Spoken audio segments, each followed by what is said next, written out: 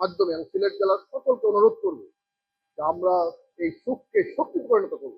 আমরা এমন কোনো কর্মকাণ্ড করবো না যেটা আমাদেরকে বুমেরাং হবে। আমরা কোনো জ্বালাও পোড়া কেউ কিছু করবেন না, আইন নিজের হাতে তুলে দিবেন না, আইন শৃঙ্খলা পরিস্থিতি কোনোভাবে অবনত না হয় এবং কেউ যাতে কোনোভাবে এর মাধ্যমে ফায়দা লুটতে না পারে। দয়া করে এই শহরে এবং এই শহরের বাইরে কোনোভাবে আমাদের যারা সমাগত সহযোগিতা রয়েছেন আপনারা এমন কিছু করবেন না যাতে করে মানুষের কষ্ট হয়, মানুষের ধ্বংস হয়।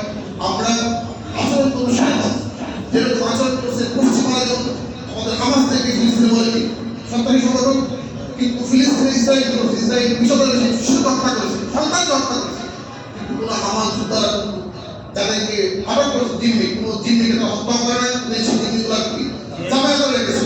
আমরাও দেখা যায় যে গোলাই যারা ছিলেন এখানে এই দেশের জনতা তাদের অনেক কষ্ট আছে, রক্তক্ষরণ আছে, কিন্তু তারা সর্বোচ্চ ধৈর্যের পরীক্ষা তারা দিয়েছেন। আমি এই যারা আহত আছেন, ভক্ত আছেন, সবাইকে অনুরোধ করবো আপনারা এমন কিছু করবেন না যাতে কোনো আইন শৃঙ্খলা পরিস্থিতি খারাপ হয়, দেশ সম্পর্কে বিদেশে আমাদের ইমেজ খারাপ হয় এবং দেশের সম্পদ নষ্ট হয়। এটা সকলের অনুরোধ থাকবো, কেউ আইন দেবেন না। এই হত্যাকাণ্ডের বিচার বাংলাদেশ অবশ্যই হয়।